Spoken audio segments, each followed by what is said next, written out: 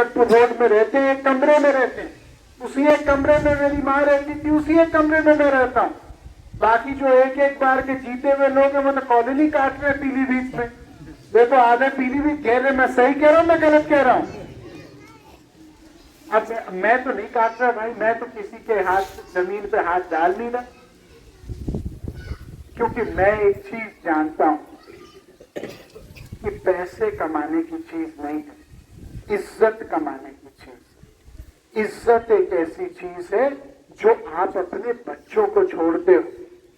जब मैं स्कूल जाता था, मैं देसी गाड़ी में बिल्कुल जाता था, एम्बेसडर।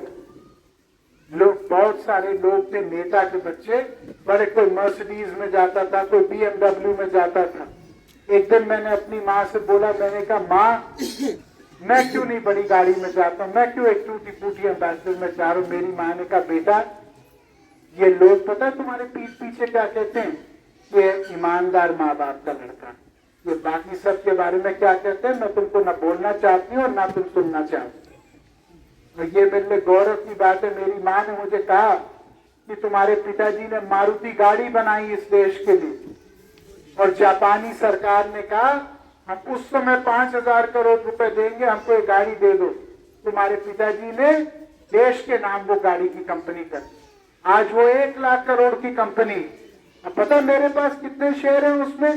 1 पैसे का भी नहीं। लेकिन मेरे लिए गौरव की बात है कि मेरे पिताजी ने अपने बारे में ना सोच के देश के बारे में सोचा। और एक बात याद रखना, जब किसान आंदोलन आया, मैंने किसानों के लिए बोला कि नहीं बोला मैंने?